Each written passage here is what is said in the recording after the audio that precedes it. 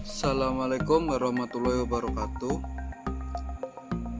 Perkenalkan, saya Yusuf Jordan El Anwar dan teman saya Ilham di Prasetyo akan menjelaskan tentang praktikum yang telah kita laksanakan. Di sini saya mendapat bagian untuk menjelaskan praktikum kedua, yaitu mengenai Telnet dan SSH. Ya. Telnet adalah protokol client server yang memungkinkan akses remote. Sedangkan SSH adalah suatu protokol yang bekerja pada port 22 untuk memfasilitasi sistem berkomunikasi dengan aman dan memungkinkan untuk meremote komputer. Nah, sebenarnya keduanya ini memiliki persamaan, yaitu bisa melakukan remote atau kontrol secara remote, mengakses komputer dengan remote. Tapi bedanya SSH itu dapat berkomunikasi juga, dan komunikasinya itu dapat dijalankan dengan aman. Ya, seperti itu. Jadi dari pemahaman saya dari bacaan di sini itu Telnet SSH itu sebenarnya itu sama-sama dapat digunakan untuk sebagai akses remote. Tapi bedanya SSH itu dapat berkomunikasi, digunakan untuk berkomunikasi, dan komunikasinya itu dilakukan namanya enkripsi, sehingga komunikasi yang ketika kita lakukan komunikasi melalui SSH, walaupun ada penyadap, maka penyadapnya akan kebingungan karena tidak bisa membaca apa yang kita sedang lakukan, komunikasi yang kita sedang lakukan, karena udah di enkripsi.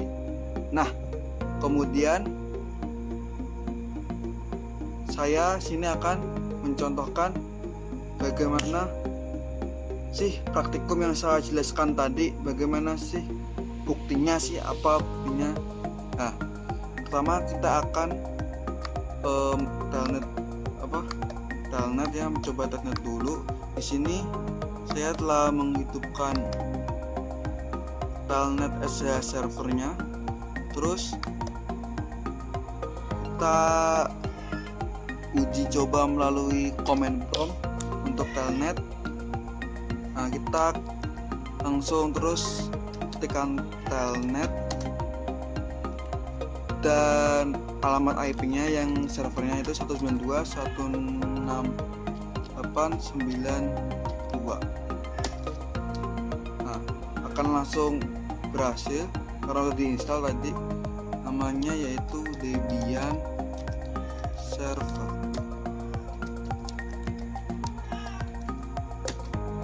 Nah, sekarang kita masuk, kita bisa mengontrol Debian server kita melalui command prompt kita yang di komputer. Kita cek su.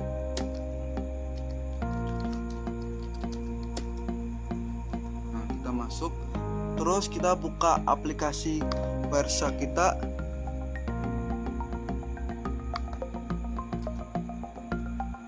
Nah, di sini ada telnet. Terus kita analyze, terus follow, kemudian TCP stream. Nah, ini tampilan ketika kita meremote sebuah Debian, maka log aktivitas atau aktivitas yang kita lakukan akan direkam, dan di sini tidak dienkripsikan untuk telnet ya. Nah, ini untuk telnet. Coba kita uji coba untuk yang SSH. Kita exit dulu.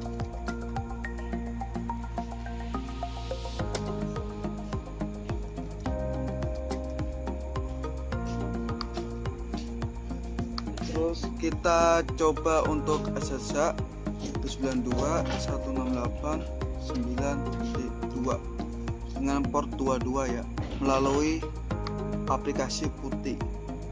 Yang tadi kita dicoba melalui command prompt, dan yang kedua kita uji coba melalui aplikasi putih.configuration. Terus kita open, kita klik kalimat IP-nya, terus kita klik SSH dan kita open. Kita bisa masuk ya, sesuai yang kita buat di ininya, terus kita masukkan passwordnya. Nah, kita bisa masuk, kita masuk ke root dulu. Nah, terus kita lihat di aplikasi Wireshark-nya lagi. Kita tunggu untuk munculkan itunya.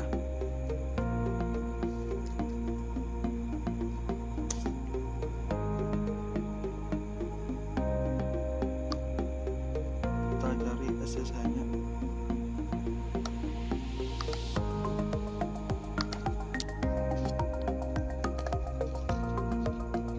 Dan ini adalah merupakan tampilan Wireshark dari komunikasi atau remote dari SSH.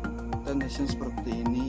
Ini adalah apa sih namanya, proses komunikasi atau penangkap proses remote atau komunikasi yang telah dienkripsikan oleh SSH.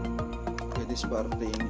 Sehingga dengan SSH, ketika kita berkomunikasi atau melakukan remote control terhadap komputer lain yang berguna, semisal kita ingin melakukan maintenance server kita dan kita harus mengontrol dari jarak jauh, maka SSH dapat membuat kita merasa lebih aman. Dan untuk praktikum ketiga tentang FTP nanti akan disambung oleh teman saya. Assalamualaikum warahmatullahi wabarakatuh.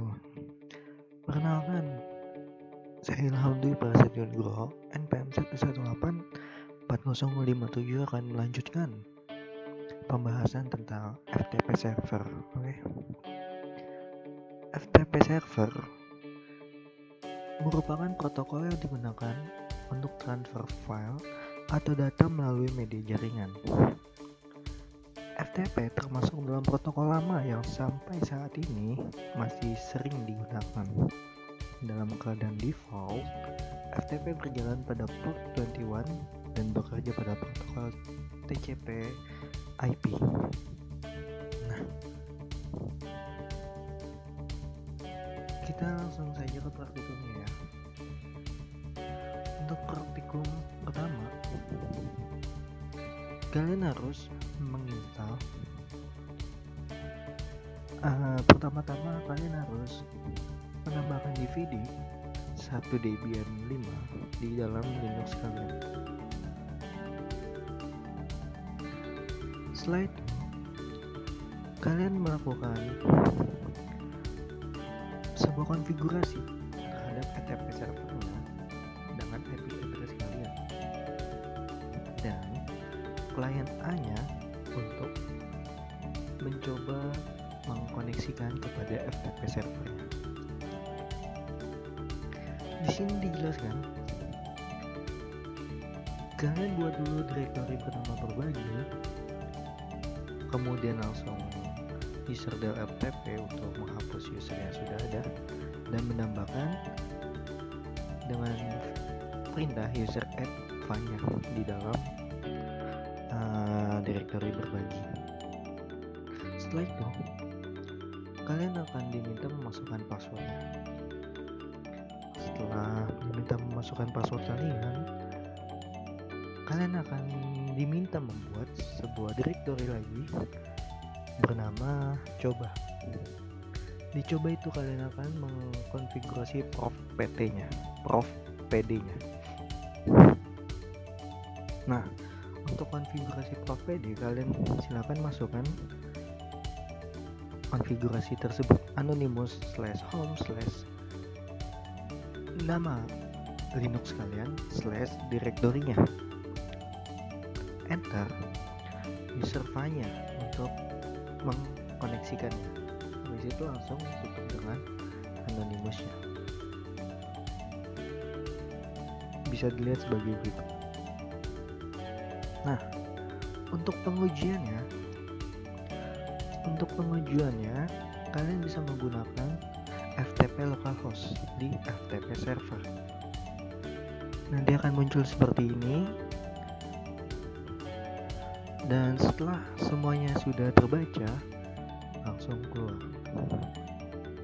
Nah, itu untuk di FTP servernya. Untuk pengujian di Windows, kalian bisa menggunakan web.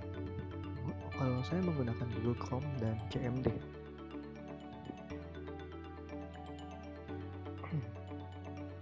Setelah itu, kami akan menunjukkan uji coba FTP server yang sudah bisa, ya. Yang sudah dikonfigurasi yang lainnya. Oke, langsung kita menuju ke FTP servernya. Di FTP server kita langsung mengetikkan FTP localhost. Masukkan usernya, file-nya, dan password kalian. Sebisa mungkin passwordnya sama dengan password Linux kalian ya, biar nggak bingung dan lupa gitu. Nah, setelah itu kalian mengetikkan untuk melihat ls, habis itu cd coba, di situ ls lagi. Nah, transfer sudah komplit. Sekarang kita mencoba di klien A. Di klien A, kalian konfigurasi terlebih dahulu, dan setelah konfigurasi kalian reset konfigurasi tersebut. Nah, setelah itu kalian coba ping FTP servernya.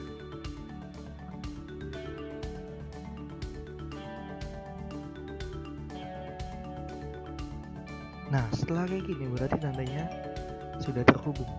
Oke, itu untuk ping konfigurasinya. Untuk ping FTP-nya, kita akan mengetikkan FTP 192.168. Kalian masukkan IP address kalian. Masukkan user FTP-nya. Masukkan passwordnya. Kita coba buka ls. Nah, transfer komplit. Jadi untuk di klien A cukup segitu. Oke, kita beralih ke CMD. Nah, untuk di CMD kalian konfigurasi dulu WiFi-nya untuk terhubung atau meng-share jaringannya ke virtual mesin kalian. Dan di virtual mesin kalian, di Ethernet yang virtual mesin kalian itu diganti IP address-nya sesuai yang FTP server. Oke. Caranya, ketik ping spasi IP address kalian.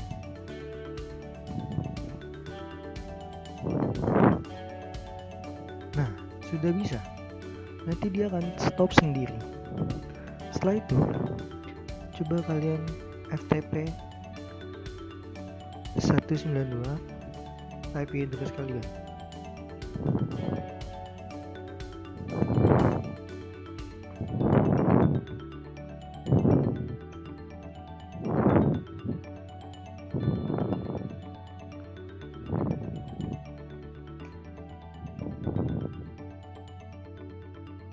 Nah, setelah itu kita buka ls. Nah, akan menjadi seperti itu, oke? Setelah itu, ini kemungkinan besar selesai. Dan kita coba di webnya. Saya menggunakan Google Chrome. Ketikanya FTP / IP address kalian. Masukkan username dan password kalian. Nah, sudah bisa, oke? Cukup sekian video dari kami. Kurang lebihnya mohon maaf. Assalamualaikum warahmatullahi wabarakatuh.